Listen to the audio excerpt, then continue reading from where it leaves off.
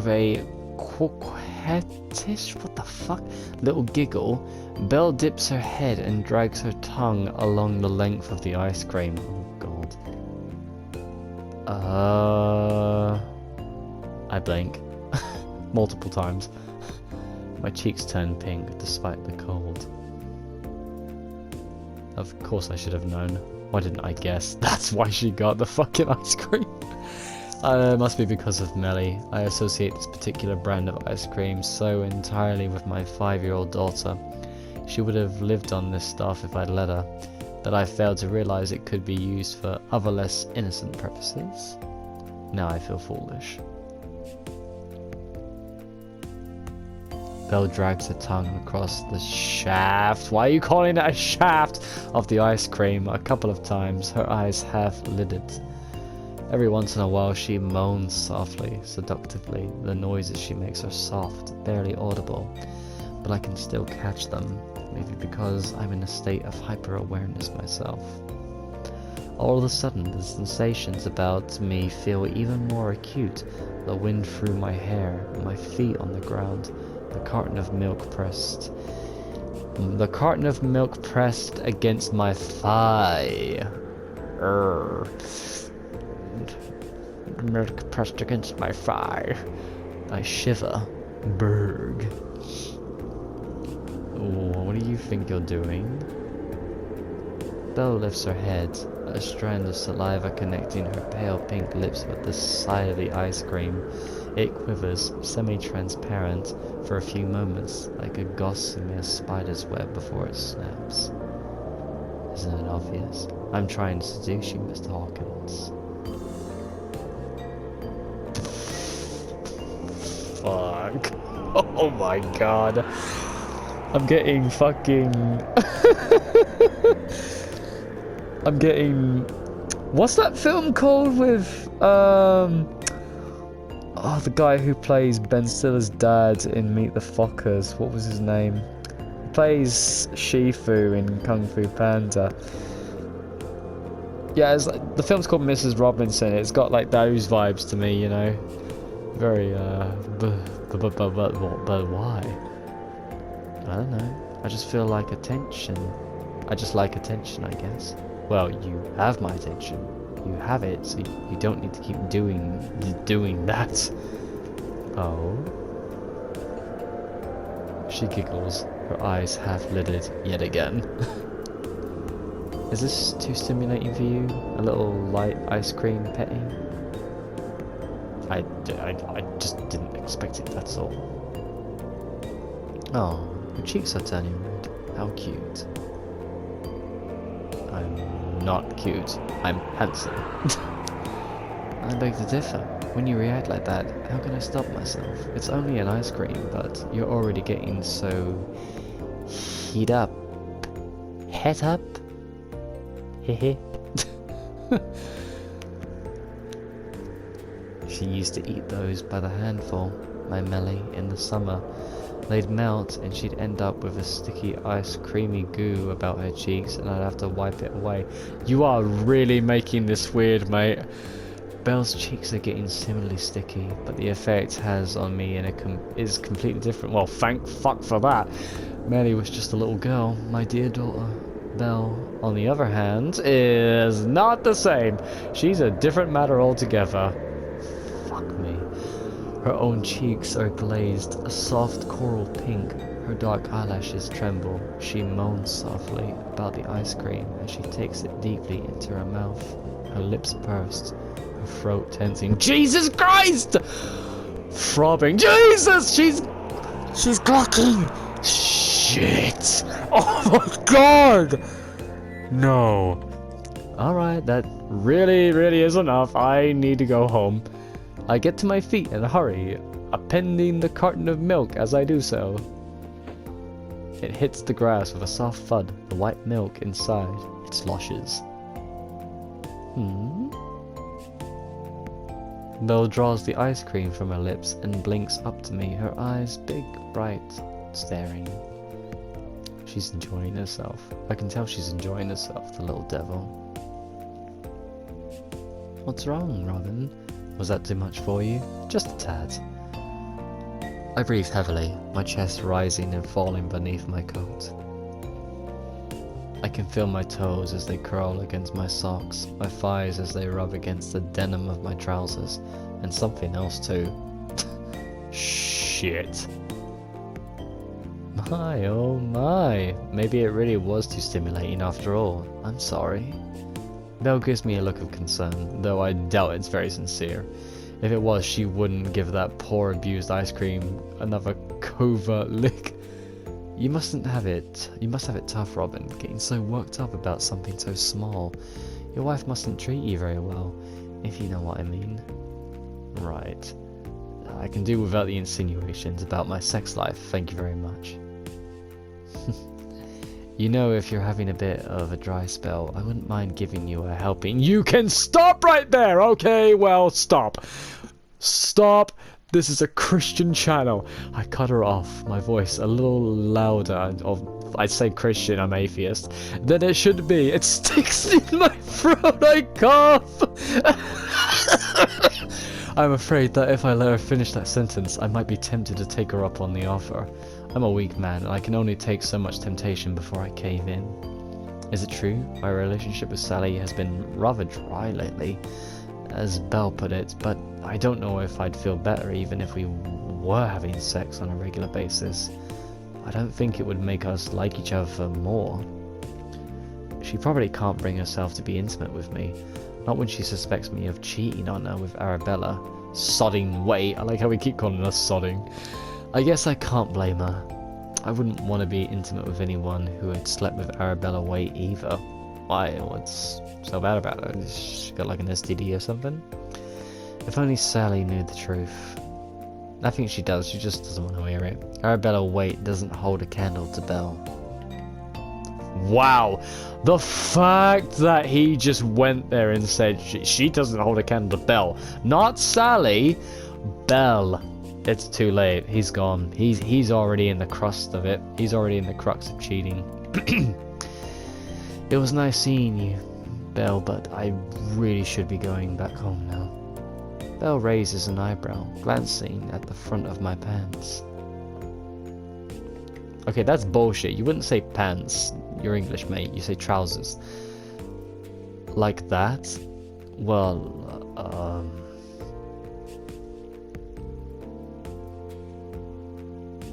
I glance away, my cheeks red. That might be a bit of a problem, but the what back home, not to mention the mounting guilt, should take care of it.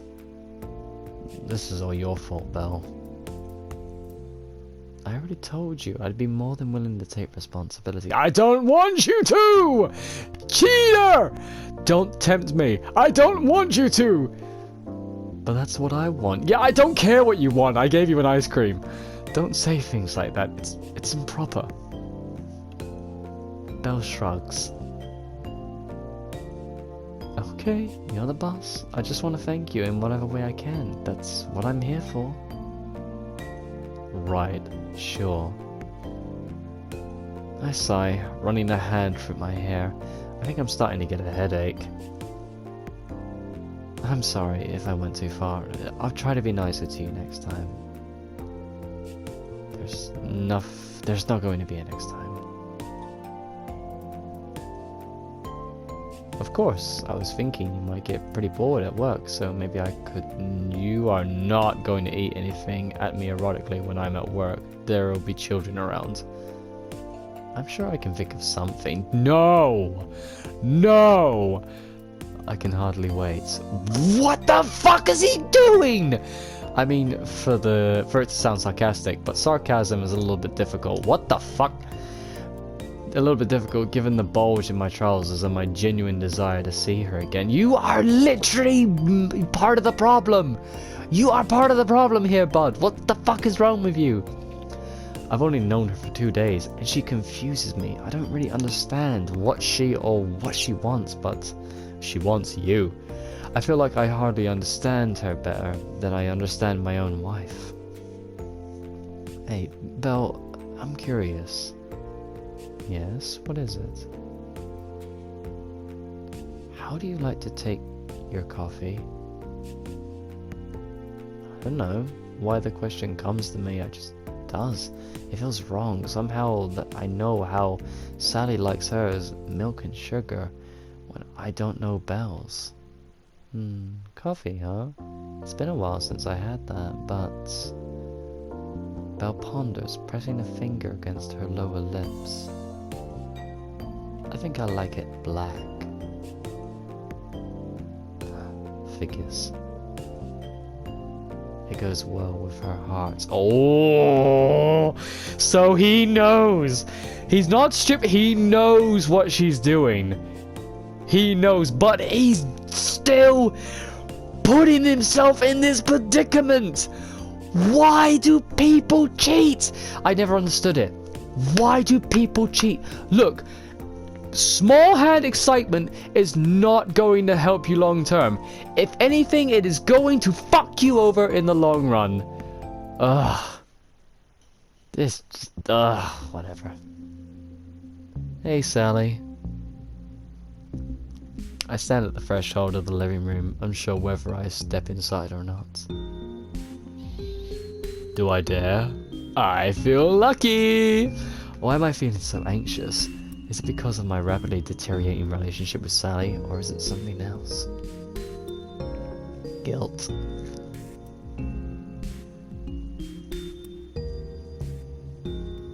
I don't even need to close my eyes to remember the soft moans Belle made as she let her tongue trail across the length of her ice cream. Her cheeks were flushed, her eyelashes trembled, her head bobbing back and forth, though only slightly. I shift, trying to drag my mind out of the past and into the present. I don't need these kinds of distractions right now. I'm meant to be with Sally, but my mind is miles and miles away.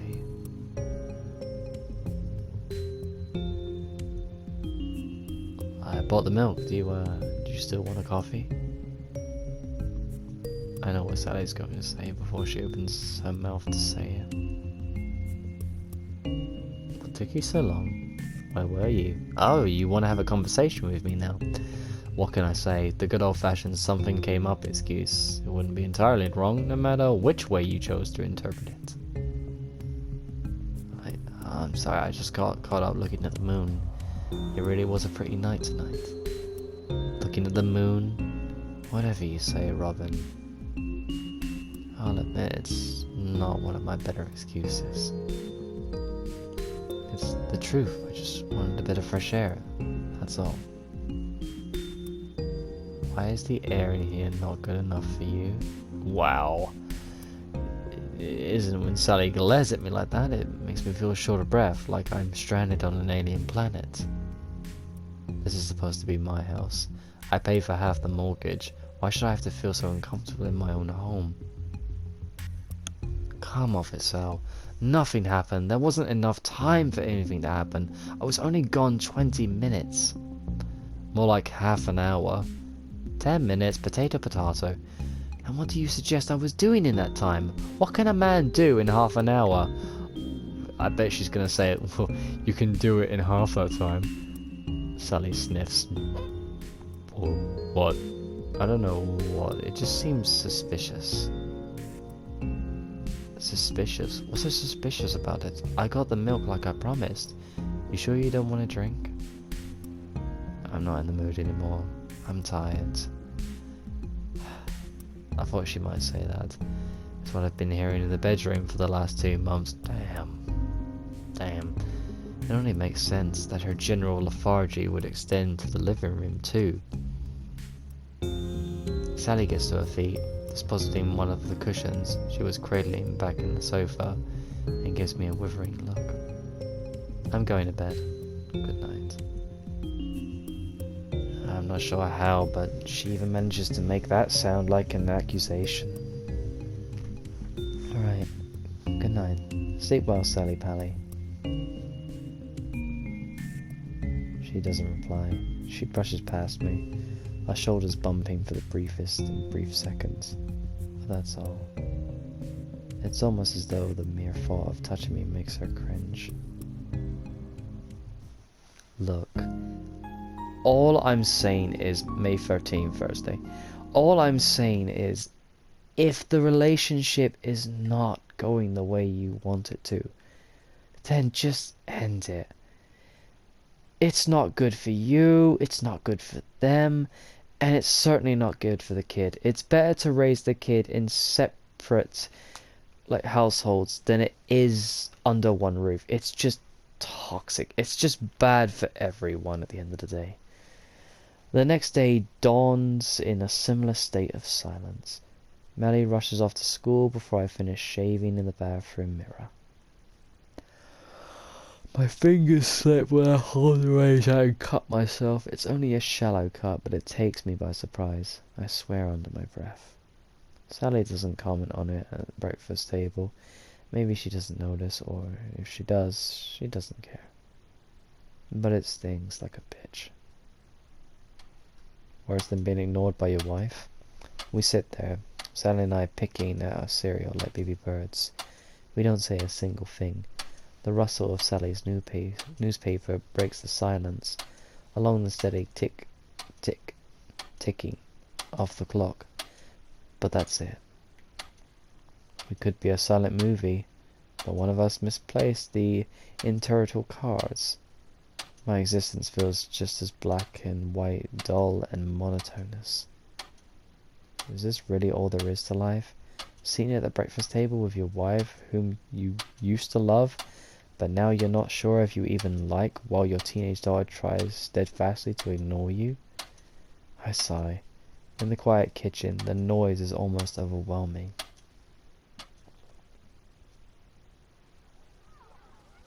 It's lunchtime. I can hear the students, though when I say students, I really mean children, running around outside in the playing field screaming. I sigh. I don't know how many times I've done that today. Far too many to count. Why do they have to make so much noise?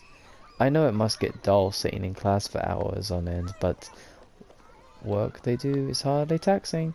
They're in primary school. You're really complaining about kids being kids, mate? Fucking hell. I suppose there's no reasoning with young children. They're all like that. Well, yeah, it's called living. Noisy, raucous, excitable. It's the ones who aren't, the quiet, taciturn ones who sit in corners with their heads bowed and don't clamour for the castanets you have to look out for. I sigh again.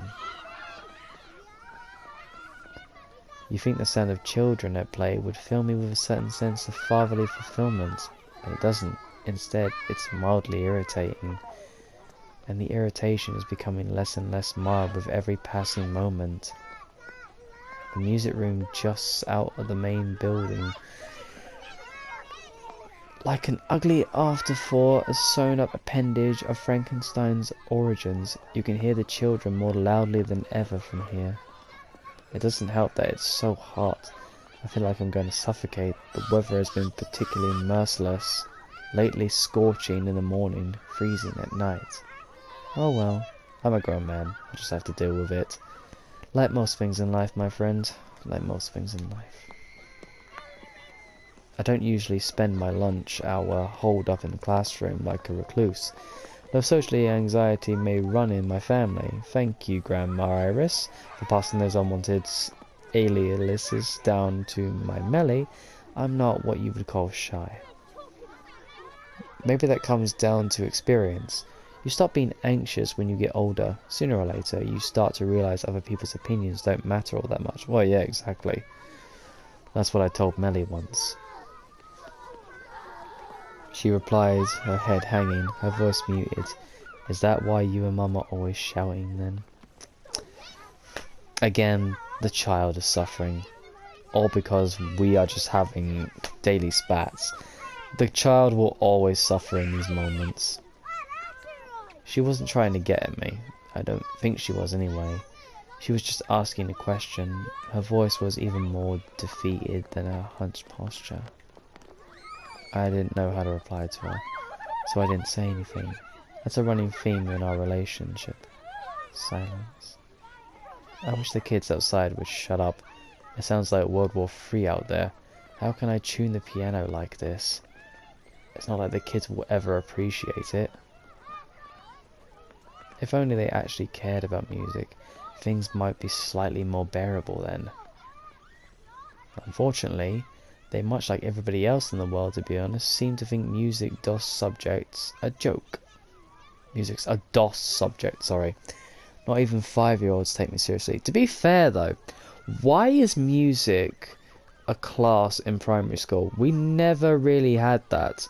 I mean, we did use instruments in like assembly, but that was more like for special occasions. So in a way, he's kind of right. Kids don't really focus on music, but as you get older, it really does become intrinsic in our growing up as adults. We learn through music, we listen to music. It teaches us about deeper emotional connections that we make with other people along the daily lives of life, basically. So in a way, music is important. It really teaches us the soul that we have to give another person and to ourselves. Oh well, that's parts and parcel of being a music teacher. At least I don't teach RE. Hey, don't shit on your fellow teachers now. I continue to fiddle with the inner workings of the piano. It's a battered old thing that has been in the school even longer than I have. Tuning it always takes ages. It's like a battle of wits, man versus music. I have better luck trying to hack into the Kremlin. We really need a new piano. I've told the headmistress this enough times, but she just shrugs off my concerns. Says there isn't enough room in the budget for such frivolous overspending. Frivolous? Okay, sure. You try teaching music with one barely functional piano and see how that goes. 99% of the time, it doesn't. No wonder Buddy everybody thinks music is a joke. I think it's a joke too, but not a very funny one, not for me. Why, fancy seeing you here. What the fuck? What the fuck are you doing here? I left my head, wiping my brow with the back of my arm. I recognize that voice. It's an airy as chiffon cake with a teasing inflection. Belle? Did she just climb in through the window? If so, I didn't hear her. I'm torn between being impressed by her stealthy entry and perturbed. I'm sure there are more ladylike ways to enter a building. Couldn't you have just used the door? No way, that's boring. You'll be in trouble if you get caught. You might be mistaken for a burglar. A burglar? Yeah, right. A self-respecting burglar is going to break into a primary school music room. What is there in here to steal anyway? Well, there is my heart, for one, if you really do care. I suppose that's a fair point. Okay, fair enough. I mean, I might be a music teacher, but I'm still worth caring for, you fucking bitch. I know, I'm full of them. Belle stands by the now open window, curtains flapping in the breeze, as though she belongs here. Her skirt dances around her thighs. Oh. Hey, that outfit. She grins and strikes a pose. Yes. Do you like it? No. Yes. It's a school uniform. The St. Catherine's uniform. I know. It's cute, right? I like the plaid skirt. I look her up and down, arms folded, eyes narrowed like a real teacher. Well, I am a real teacher, so that isn't an act. Sometimes I almost forget myself. They'd never let you into St. Catherine's looking like that. Oh, why not? Is it because I'm so devilishly good looking? It's because your skirt is far too short. It should be only a few inches above your knees, not a whole foot. My, I'm so glad you noticed. Jesus. It's a little hard not to. So, do you think I'm sexy? You can tear your eyes away from my beautiful thighs. Is that it? You can't tear them, sorry. I'm just trying to look out for your modesty. What modesty? You want to play at being the gallant knight, protecting your fair lady's honour? How touching. I never said you were a fair lady. Oh! that might be true. Not with this hair. She pinches a few strands of her hair between her fingers. It's pinched black against her white skin. Tar split across snow. A dark lady, then? Doesn't that sound romantic? I'm not going to dignify that with an answer. Meanie, you're no fun. And after I got all dressed up for you, too. Yes, quite. And where did you get that uniform exactly? Uniform from? Huh, you humans are so cute. You ask such funny questions. What do you mean by that? I mean, I can conjure a human body for myself out of nothingness, but you're asking me about my clothes? Yeah, I was just wondering that. Vein together all the bones in my fingers, the muscles behind my eyes, the cells that circulate through my blood. It's the hard part. The wrapping paper and ribbons that go around it is easy. I could do it in my sleep. It's a fair point. Crafting clothes from thin air does sound a lot easier than summoning a living, breathing human body. Belle twirls, arms at her sides, examining her uniform. Her far too short skirts. I'm just struggling to understand why. Why? What? Why what? Why you decided to wear a school uniform of all things? Do you really need to ask? Belle's eyes flash mischievously. It's because guys find it appealing. You do, don't you? I don't think we know one another well enough for this kind of conversation. That's what you say, but I know otherwise. The schoolgirl's outfit is more than just a uniform. It's a symbol of youth. And old men like it when young girls pay attention to them. It makes them feel wanted, needed, attractive, right? I turn my head away. I should be tuning the piano. I have a class in half an hour, and I don't know what I'll do if I can't tune that piano. Maybe I'll forego my grandiose plans and bust out the maracas instead. Little children like making noise. I'll probably enjoy that more than trying to warble through "The Lord is my shepherd" all out of tune, out of time. Ooh, a piano.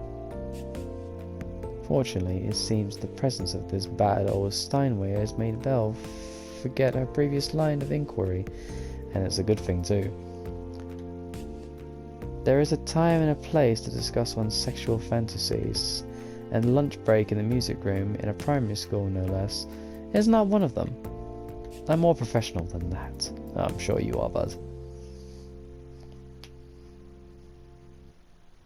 Belle crosses the room in 5 neat steps, her silly skirt fluttering, and takes a seat on the stool by the piano. Now, what is she playing at? You can play the piano? Of course. I'm a very accomplished spirit.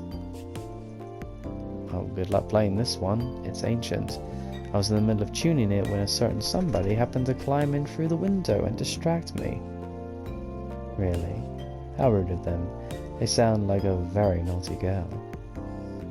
They are, fast becoming the bane of my existence. Well, I've always been of the opinion that naughty girls should be punished. Unfortunately, corporal punishment has been illegal for a long time. We're living in the 21st century now. Ah, what a pity. I do so love being scolded, I bet you do.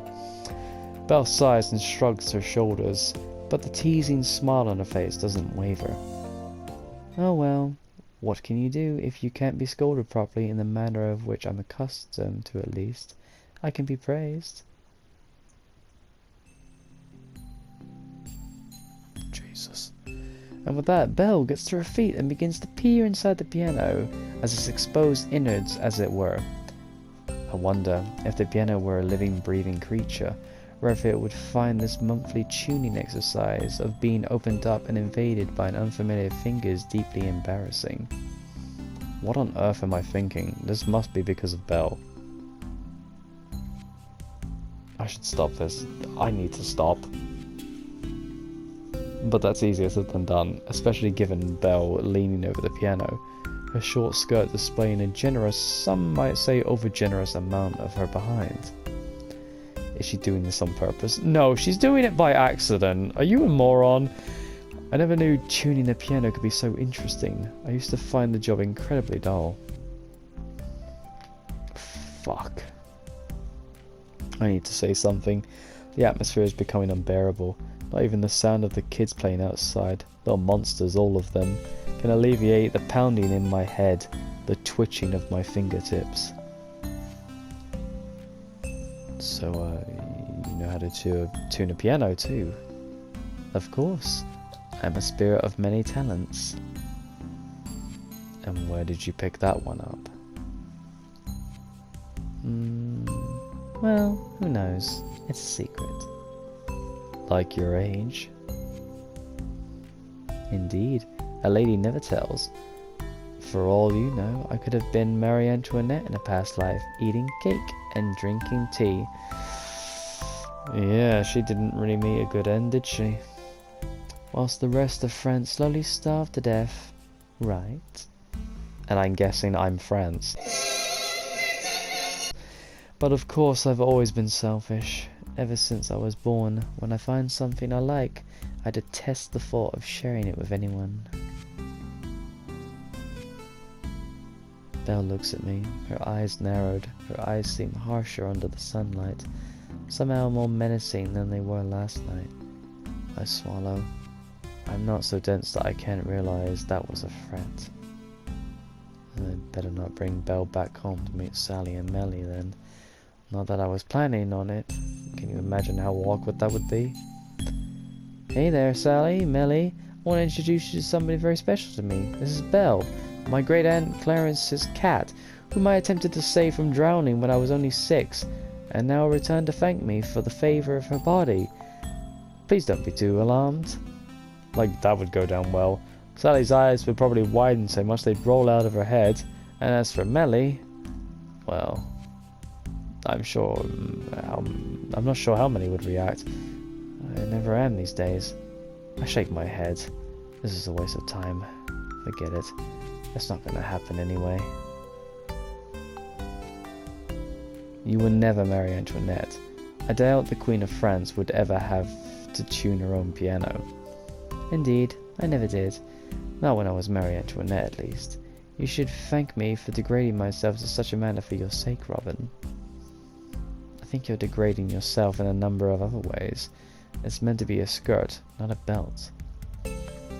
And now you sound like a concerned father. That's because I am a father. I'd never let Millie go out dressed like this.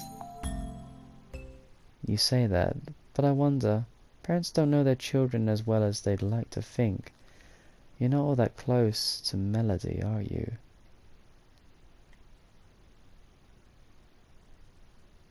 You know her name. I blink. I was just playing around, I think, but Belle's words have stopped me, frozen in place like a figure in a photograph. What does she know about Melody? All right, there we go. All done.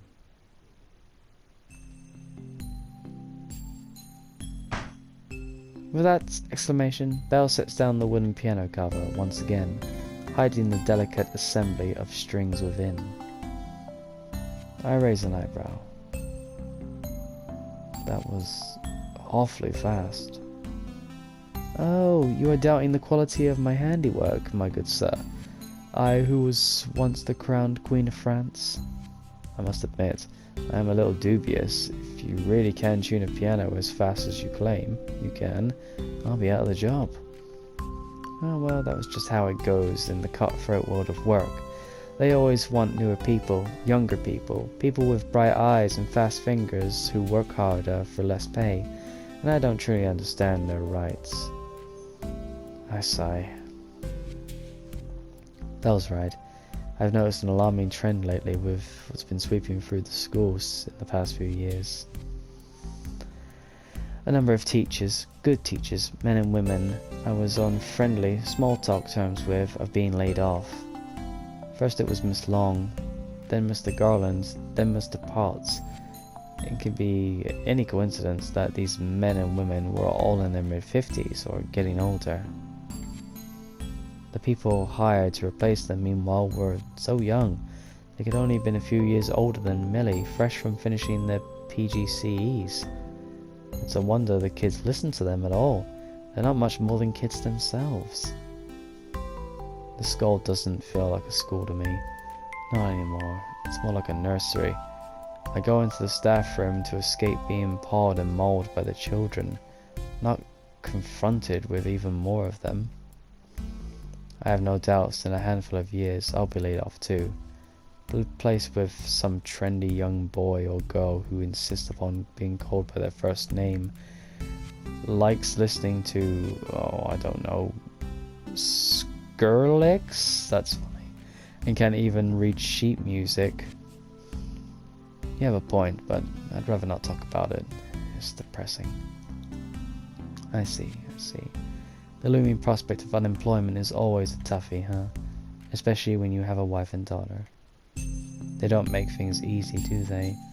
It's no wonder you resent them, especially when you're trying so hard but never seem to realize. They never seem to realize. I wince. My head pounds. She's right again. It's almost as though she can see right through me, peering inside the recesses of my skull and pulling all the different wires within. I'm suddenly struck by a frightening thought. What if she knows me even better than I know myself? That's just humans for you though, huh? Ungrateful through and through. You get too old and you get tossed aside like a ratty cardigan. Sure, they'll hand out the usual platitudes. I'm sorry to let you go. You were an inevitable asset to our team, but they don't mean it. It means nothing, especially if they hang you out to dry like that.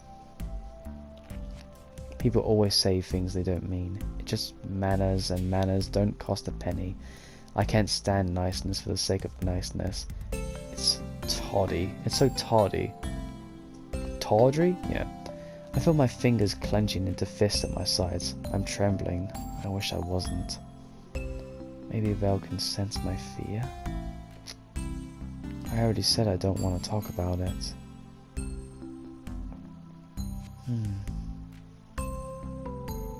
Val exhales, running a hand through her short hair. Suit yourself. I guess being a queen in the past life, I can't understand your petty pedestrian worries. They are unsuited to a noble figure such as I. Sure, my dear, I'm sure.